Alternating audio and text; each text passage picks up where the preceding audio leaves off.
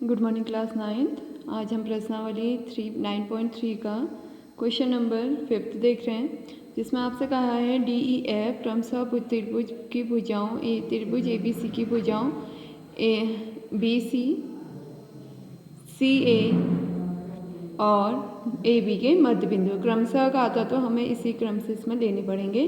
तो हमें इसमें क्या दर्शाना है, पहला दर्शाइए BDEF एक समांतर चतुर्भुज है। Area DEF equal to half 1/4 area ABC और area BDF equal to half of area ABC। तो इसके लिए सबसे पहले दिया है तो क्वेश्चन से लिखेंगे, सिद्ध करना है। मैंने यहाँ डैश कर रखा है तो आप क्वेश्चन से लिखेंगे, उसमें पॉइंट जो दिए हैं 1 2 3 करके।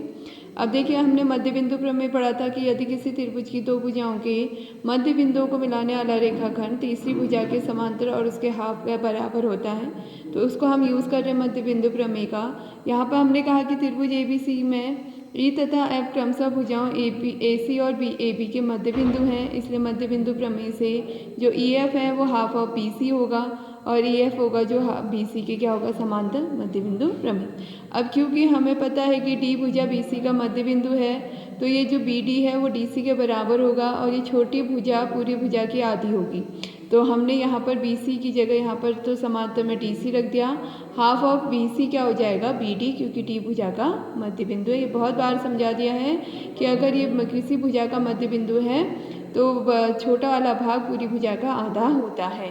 तो इसलिए अब देखिए इसमें क्या हो गया, अगर हम समांतर एक चतुर्भुज BDEF देखते हैं, उसमें जो EF है वो BD के बराबर है और उसके समांतर है, यानी सम्मुख भुजा का एक युग्म बराबर समांतर है, तो इसलिए समांतर चतुर्भुज होगा। पहला भाग सिद्ध हो गया।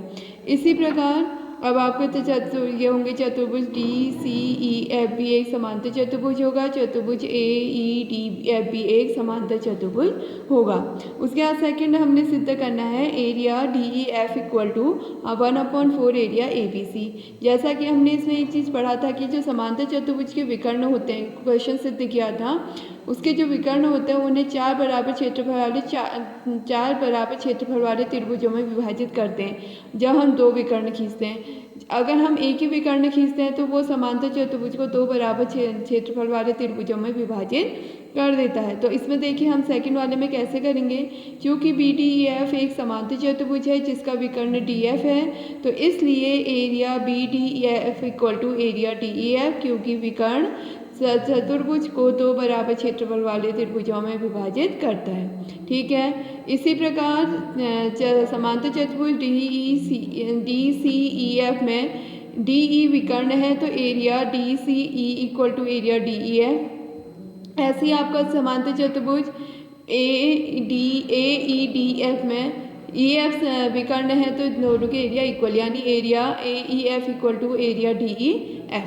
तो हमने यहाँ पर इससे 3 समीकरण बना ली हैं, इनको एरिया बराबर कह के, पहली, दूसरी और तीसरी।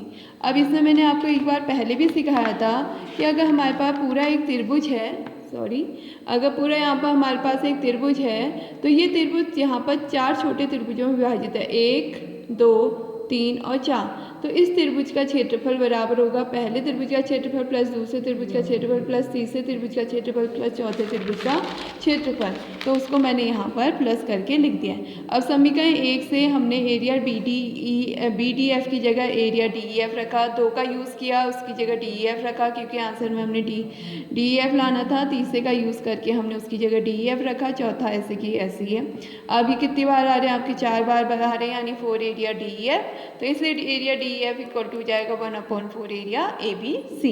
अब इसी में हमने थर्ड वाला करना था। इसके लिए देखिए आपको एरिया BDEF को हाफ ऑफ एरिया ABC दिखाना है।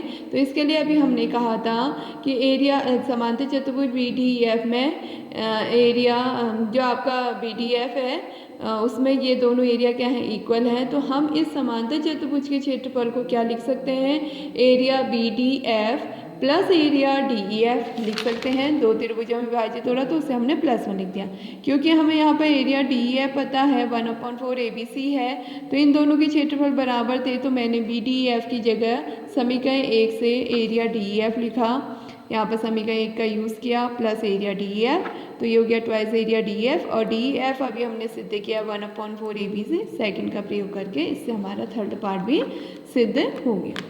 अब इसी में आपका 6th क्वेश्चन है, जिसमें आपसे कहा गया चतुर्भुज ABCD के विकर्ण AC तथा BD एक दूसरे को O पर इस प्रकार प्रतिच्छेद करते हैं कि OB बराबर OD और साथ ही AB बराबर CD आपको दिया है। तो सिद्ध करना है एरिया DOC बराबर एरिया AOB, और दूसरा DBC बराबर एरिया ACB, और तीसरा आपको दिखाना है DA समांतर BCB, जिससे कि ABCD आपका एक समांतर चतुर्भुज है। तो इसके लिए देखो दिया है तो आप क्वेश्चन से लिख लेंगे, सिद्ध करना है भी आप क्वेश्चन से लिखेंगे। इसमें एक रचना की जाती है, शीर्ष C से AB पर लंब हम DL खींचते हैं और शीर्ष B से फिर से हम AC पे लंब BM खींचते हैं। अब हम क्या करते हैं, इन दो छोटे त्रिभुजों को सर्वांग सिद्ध करते हैं। कौन से? DOL तथा BOM में।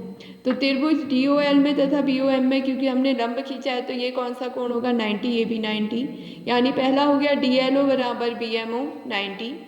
दूसरा अगर हम देखते हैं ये क्रॉस में बन रहे हैं तो क्रॉस में कौन सा कोण बनते हैं? शीर्षाभिमुख DO